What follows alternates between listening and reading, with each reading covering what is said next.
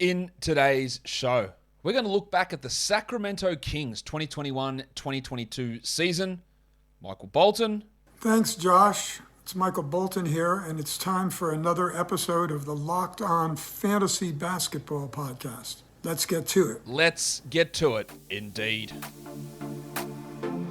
You are Locked On Fantasy Basketball, your daily fantasy basketball podcast, part of the Locked On Podcast Network.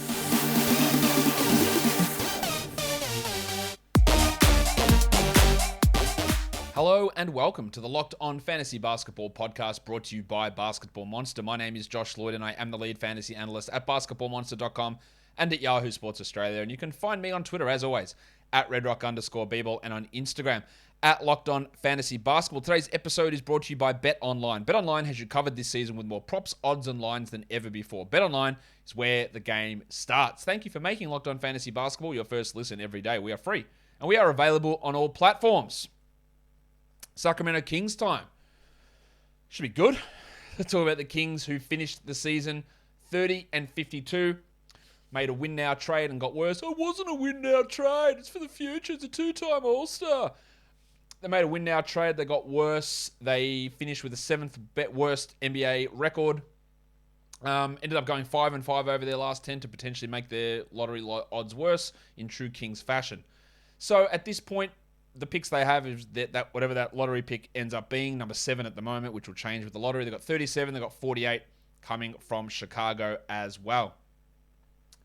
They had the 27th best defense and 25th best offense, so bad on both ends. They fired their coach mid-season. They've now fired their interim coach in Alvin Gentry. I don't know why he coached for as long as he did, to be honest. He didn't give a shit all season. It was never going anywhere. I get that, you want a pick of other candidates. We'll see what they do in the offseason. We don't know which direction they're going to go there. I still have plenty of questions about the decision-making process and management. Oh, yeah, Monty, there's no interference from Vivek at all. None. Well, if that's the case, then Monty McNair's job as general manager needs to be up for debate because some of the decisions have been pretty poor.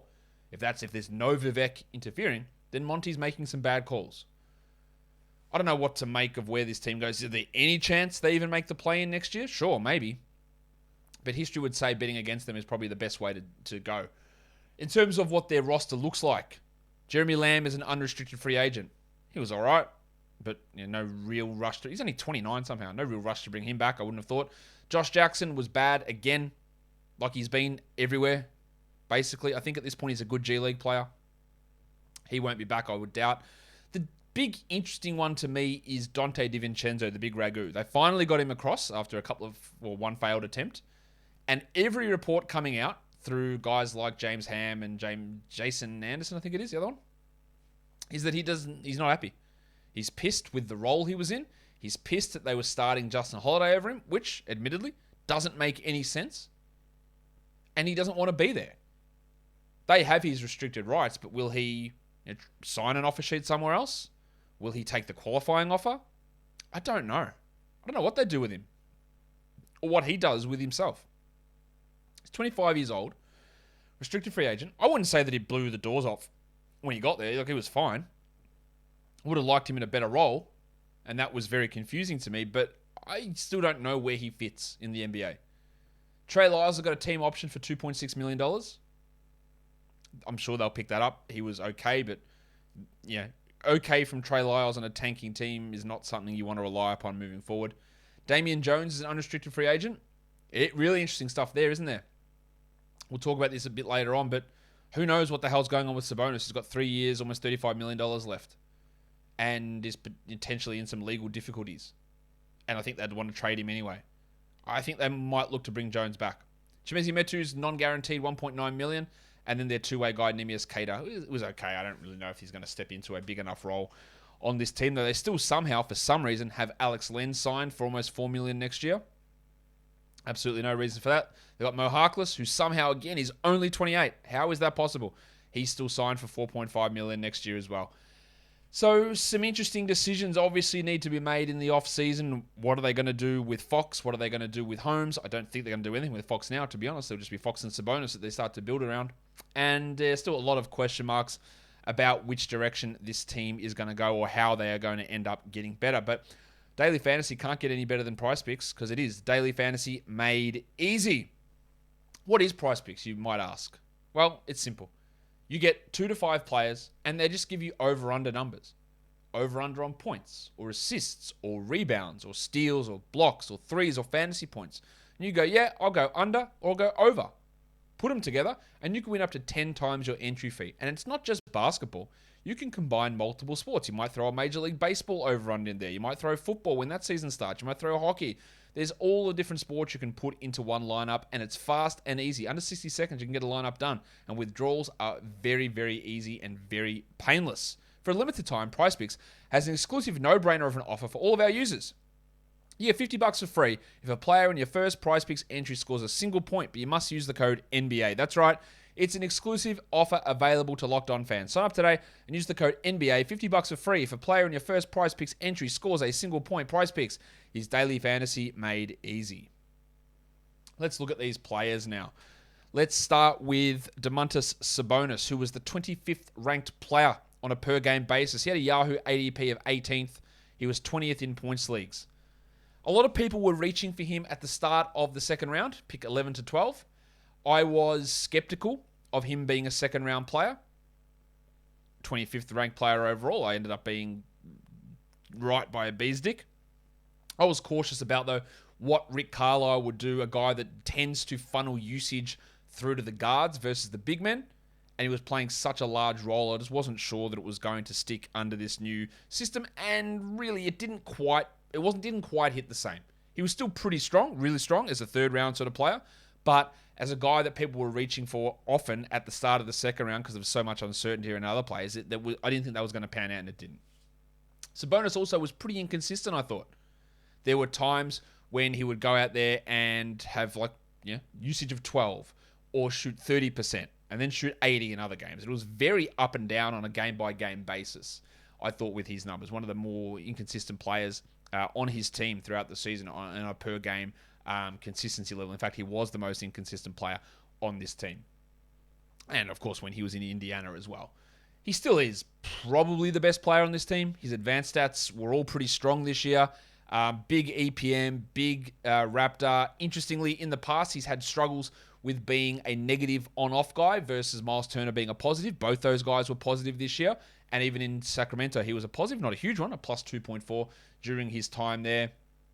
Led the team comfortably in LeBron. Even his defensive numbers were way up this season. His efficiency was huge, a 60% field goal percentage. He just still doesn't hit threes at a high rate. His free throws can be wonky, but a really good rebounder, good passer. But my problem is that you have to tailor so much to me around Sabonis. And if you tailor an offense around him, like you sort of do with Jokic, but you do it with Jokic and it becomes great. You do it with Sabonis and it becomes And you've got to tailor everything else around him, defensively, offensively, because he needs the ball in his hands. He needs to run all these dribble handoffs. He struggles with shooting. He struggles with guarding in space. He can't protect the rim. So while the numbers and the counting stats and all that stuff looks good for Sabonis, and he is still only 26 somehow, I am just not the biggest believer in him being a player who drives good teams. And Sacramento probably doesn't care about that. They haven't for 16 years. Can he push them to be a 10th or 9th seed? Yeah. Can he ever... Maybe. Can he ever be a guy that pushes you to a top 3 seed? Probably not. I don't think he's got that level in him. And he's going to want to stay in Sacramento when he's got... What's he got? 2 years left. 18 and 19.5 million. For the next 2 years. Is he going to want to stay summer of 24? He'll be 28. I don't know. He'll be a player, again, that I think as a safe third-round player for the next 2 to 3 years. No problem with that. But if teams want to be serious about winning, I think you need to change his role a bit. And we'll see if there ends up being a team that does become serious about that and having that success and where he fits into that role. I'm not convinced long-term on him. Kids, cover your ears. De'Aaron Fox. Well, you don't have to cover your ears for me saying De'Aaron Fox. But you do have to cover your ears when I say I fucked up with him. I was pretty interested in what he did end of last season. Efficiency stepped up. Usage was up. He was fitting alongside Tyrese Halliburton really nicely. I thought, all right, yeah. Look, we want to take a risk on a guy, third-round pick, like it. Points league, let's go. Early second, maybe even late first. He was just dreadful, like all season. It felt like to me, conjecture, pure speculation, it felt like to me that he was half-assing it because he didn't like Haliburton being there. And I'll tell you why I feel that way, is that I watched him play, number one. The numbers also would back that up. And he just was completely inefficient. And he did hurt his shoulder game one, and that impacted him. But as soon as Haliburton was gone, whatever injury he was out at the time, that injury miraculously healed, and his efficiency and his numbers went through the roof without Haliburton there. I feel like, not that he was sandbagging, but he wasn't as committed because he thought maybe there was some indication that the organization was prioritizing Haliburton. And whether he vocalized that internally or people in the organization thought that and said, we have to get rid of Haliburton because we've maxed this bloke out, I wouldn't discount. That is absolutely completely made up by me. Like, that is not anything that I have heard, and that is not anything that I know for a fact. But I am just trying to look at things and piece them together. And I think that is a possibility of what happened, of why Haliburton was dealt and why Fox was bad and then good. He stormed home. He was the 36th ranked player in points leagues for the season, and he was shithouse most of the year. He was outside the top 150 in category leagues for most of the year, ended up 61st.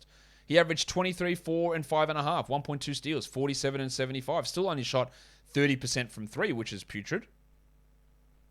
His advanced numbers defensively, he just did not give a shit at all. Like, really poor numbers. Like 23rd percentile EPM. Right down in Raptor. His numbers on LeBron were horrific. Like, horrifically bad defensively. Looking at his on-off was a +2, which is okay, but not great. But this bloke, over the last 12 games, he averaged 30 points with 8 assists. And while we don't expect that, that's actually closer. I thought, 25 and 8 was possible for him this year. But he got nowhere near that. Because, of this complete lack of efficiency. He shot 37% from three over the last 18 games of the season to finish at 29.7. That's how bad he was to begin. Do we get sucked in again and go, oh, yeah, he figured it out? Which is what happened last year. He figured it out. I'll happily, like 61st, happily look at him as a top 50 player next year. Probably won't go into the third, but given the dearth of point guards, a dearth of assists, there's going to be a run on them, most likely. And he'll probably end up going in the 40s, and I don't actually think it'll be a bad call.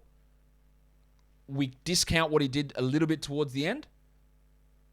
Is there going to be any risk of Davion Mitchell rubbing up the wrong way, the way that Haliburton did, allegedly? Or, not allegedly, what I'm positing as maybe a reason? I don't know, maybe.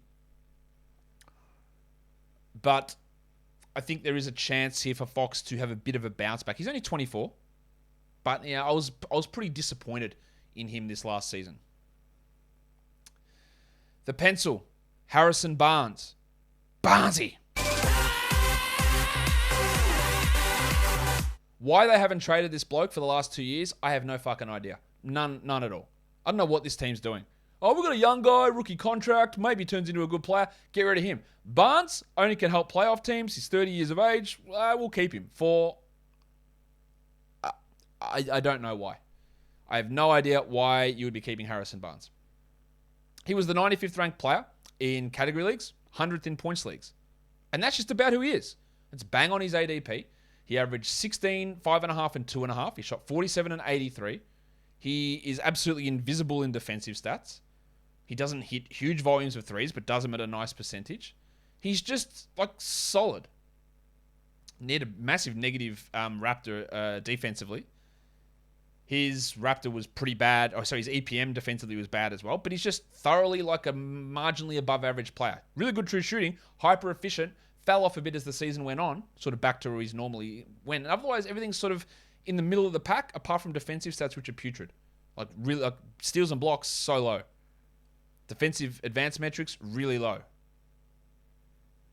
Consistently negatives in those categories. Negative 3.6 on off. Bad. When we come to next season, he played 34 minutes. Is Harrison Barnes on this team next season? If I was the GM, absolutely not. He'd be gone straight away. Not that he's a bad player, but he makes no sense on this team. Or the fact that they play him out of position continually. Or let's start Marvin Bagley or Trey Lyles so that he can start at the 3. It's because they've got no 3s, obviously, but Barnes is a better 4. What's his absolute best case scenario? Probably the 80th best player. Do I give a shit about drafting a guy like that at 110, hoping maybe he's the 80th best guy if everything goes correct? No, I wouldn't. I think personally, he's a guy I probably wouldn't draft, even though I'm well aware he will be a top 150 player. Because you know my draft strategy. I don't have any interest in drafting a bloke like a Jordan Clarkson. He's an example I'll always throw out there, where I go, yeah, he'll be the 125th ranked player, and I take him with pick 125. What's the point of that? Absolutely none. I don't care. And it's going to be the same for Barnes. It's like Andrew Wiggins. You draft them, and they'll be comfortably top 150, and they're clearly must-roster 12-team league guys. But with those picks in round 11 or round 12, I take a flyer on a bloke who might hit as a top 80 guy or a top 60 guy, who might not. And that's, I think, where Barnes is going to go. Where does it get better from here? I don't really see it. This one is interesting. Rashawn Holmes. He had an ADP of 42. He's worse in points leagues than category leagues, 152 in points leagues, 116 in category leagues. He played poorly. He had multiple eye injuries. His minutes were extraordinarily low. And then he got benched for Sabonis.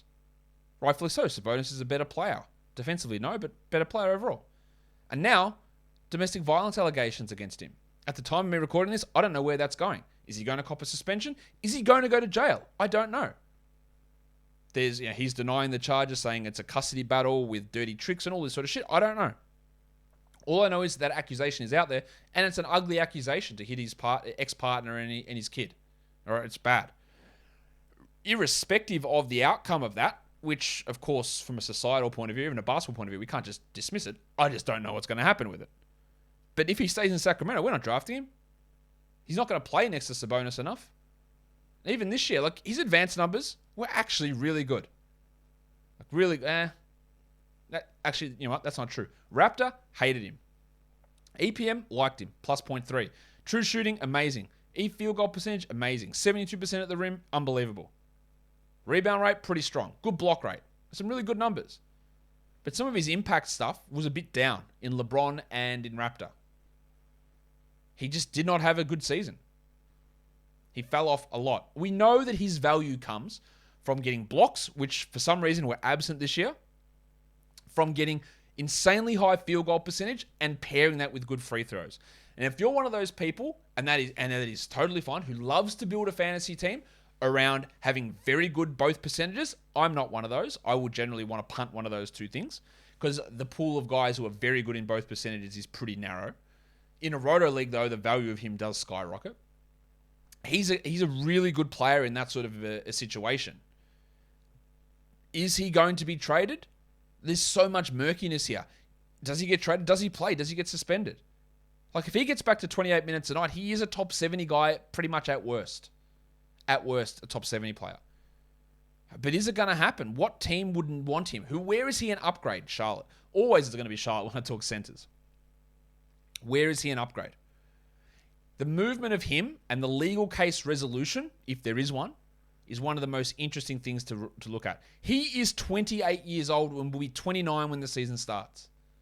So it is not outside the realms of possibility for a guy who's not an elite talent, who had some pretty solid seasons, that he's just done as a starter. He's done. That's it. It's over for him. He had a run. Again, Marcin Gortat style, who did a little bit later in his career. He had that little run, started, played well, and he's done. Someone else will take over. Sabonis has taken over from him now. He's the guy that when you have him, you always go, we probably need to get better. And I think that's what the Kings were thinking. Even so, he still can be a really impactful player in the right system. So it's a bit of a risk to take a crack at him in a dynasty format, understanding his age, his legal scenario, the fact that he's buried in Sacramento, and it needs to find the right situation to get to. There's a lot of ifs there that I wouldn't be going, he's definitely having future top 50 seasons. I don't mind it as a flyer. If someone's just like, I can't with this bloke, I don't mind that. But I'm leaning a little bit towards maybe he's done as a value player or as a starting caliber NBA guy. Maybe he's done. BetOnline.net is your number one source for all your betting stats and sports info. Find all the latest sports developments, league reviews, and news, including the basketball playoffs and the start of the Major League Baseball season, hockey playoffs as well. BetOnline is your continued source for all of your sports wagering information from live betting, playoffs, esports, and more. So head to the website today or use your mobile device to learn more about the trends and the action. BetOnline is where the game starts. The big ragu, Dante DiVincenzo, played only 42 games this year, 24 minutes a night, 9, 4, and 3 with a steal. Shot horribly, 35 from the field, 34 from 3, 37 from 2 is just amazingly bad. Okay, it's horrific. We know he had a really late start to the season with that ankle injury he suffered in the playoffs, and he was just not right for a long time. Started to pick it up in Sacramento. Started to be able to play more minutes. Again, as I said earlier in the show, I think that they really limited him too much, and they should have been doing more with him. And I could see him being, like, would you rather start Mitchell next to Fox or DiVincenzo next to Fox? I know which I would prefer, and that's DiVincenzo. But, yeah, Mitchell and Fox to me is just a shithouse pairing. I don't see how that works at all. But who knows what this team decides to do. They've still got Justin Holiday under contract as well for $6.2 million, $6.3 million. Does DiVincenzo want to come back? Defensively, some good advanced numbers. Offensively, that shooting is a real problem. You know, when you finish 45% at the rim, 25% from mid-range, that's actually atrocious. He's been better than that in the past, but he's never been a great shooter. Good steals guy. And that's where the fantasy value comes from. So it's one of those things, again, to really be cautious of. 190th ranked player this year. And points league's going to guess it was lower. 197th, marginally. But it comes from steals. He could be the 120th best player because he gets 1.6 steals while averaging 10 points. And steals overrates value. Be aware of that. Steals overrates value. You always should have a level of skepticism when looking at a player's rank, and his best category by far is steals. Because they're so volatile, they're so low volume, that you give him his nothings in other areas, and that goes up, it can lead you a little bit astray, I think. I think he's a solid player. Can he ever be a top 80 player? I really, really doubt that.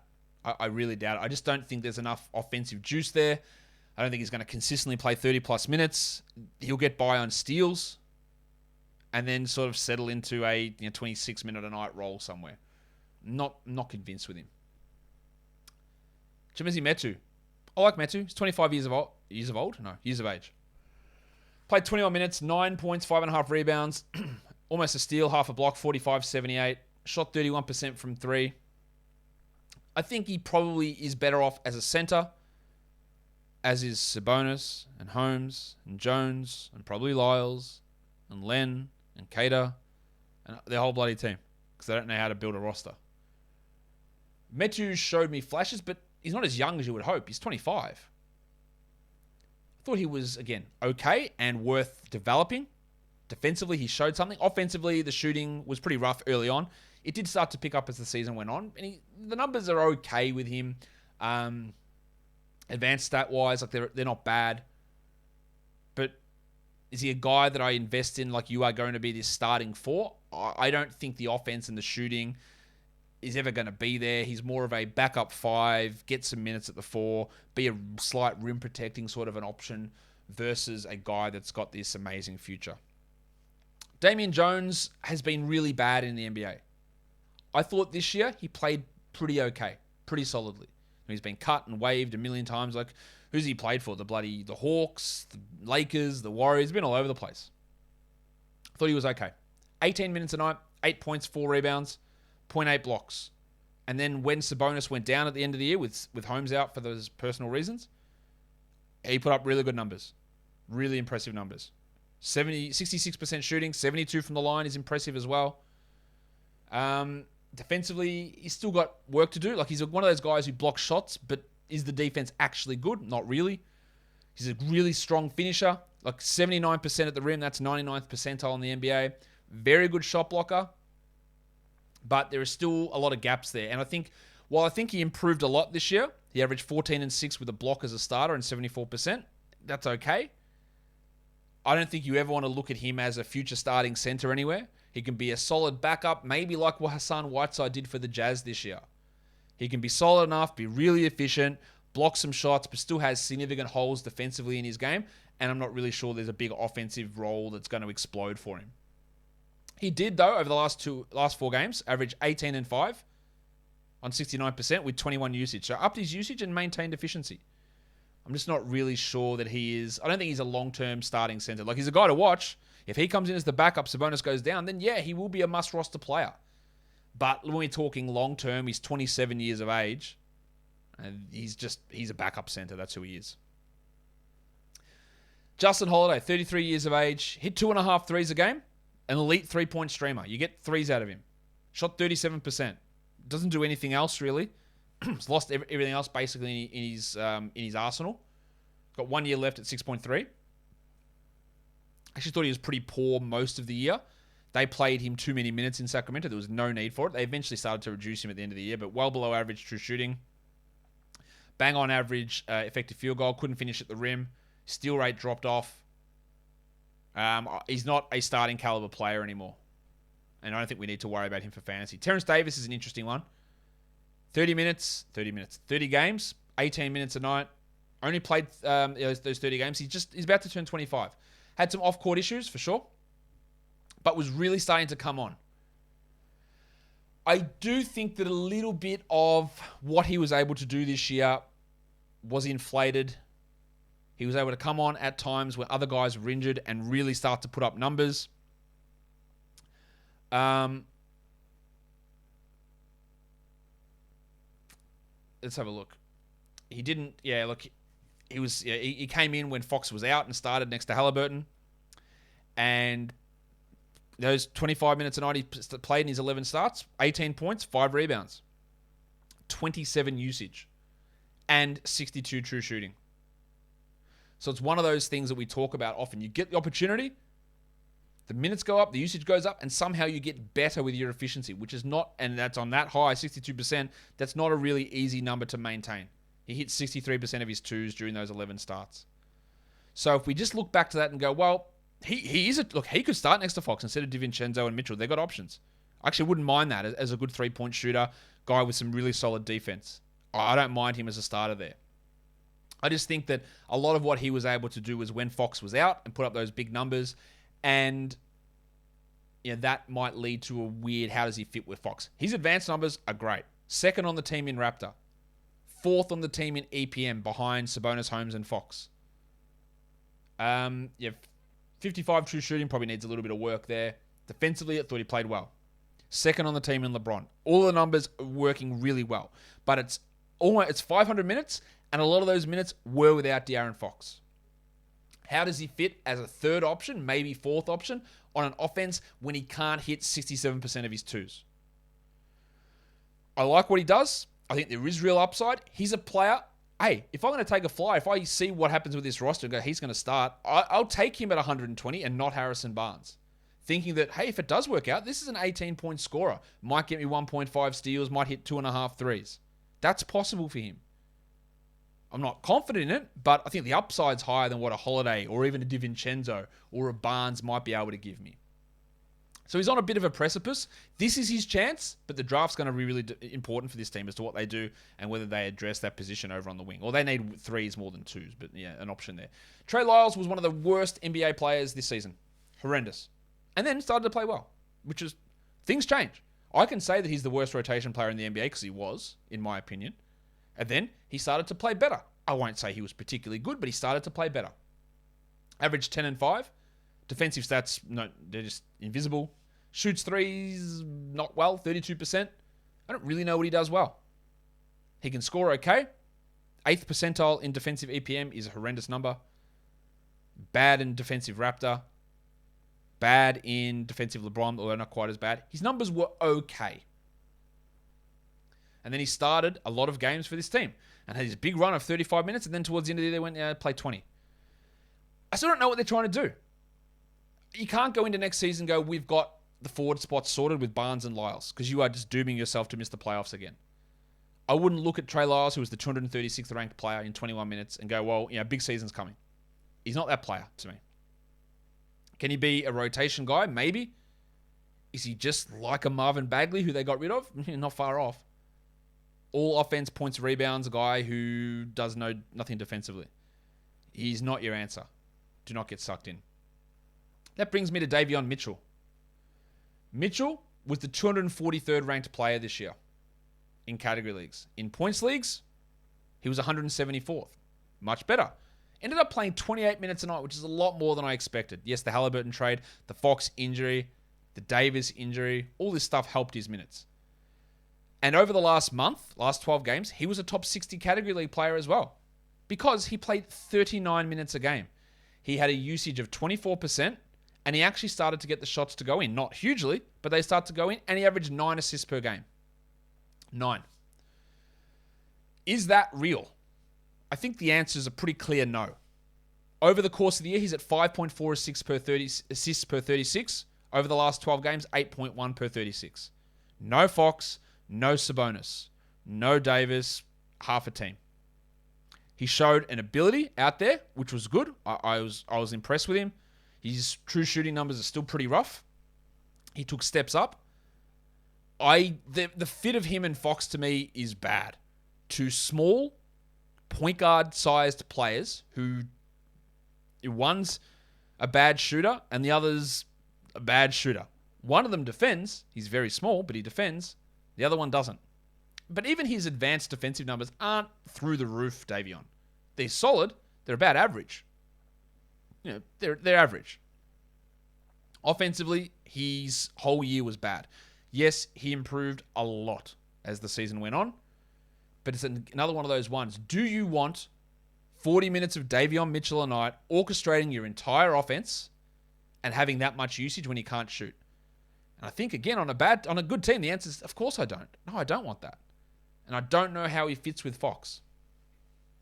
I hated the pick when he was drafted. He's going to be 24 when next season starts. He's too old. He's too small. He can't shoot. That were my criticisms. He's too old, yes. For a top 10 pick, I think he was too old. Can't shoot. He improved there. He's still not a good shooter. I'm not convinced he's going to become a good shooter. Still hit 66% from the line again. Bad. Defended well, but he's still, I think, too small.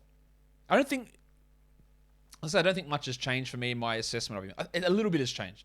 I thought he looked solid enough, but again, when the games mattered, he didn't really do anything to get me excited. I thought he struggled through most of that, and then when it was like, we're just going to go full funhouse style and you just do whatever you want, then the numbers came, but it didn't actually mean anything.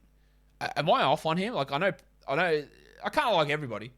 That's not that I don't like the bloke. I think he's fun. I think he's good. I think he's a fun bloke, good guy, nothing wrong with him. But in terms of me assessing how he looks as a player, I wouldn't be like, we've got it sorted with him. What do you think about Davion Mitchell? I wouldn't be looking, hey, it's a buy low opportunity in Dynasty. I'd be looking at maybe it's a sell high after what he did to end the year.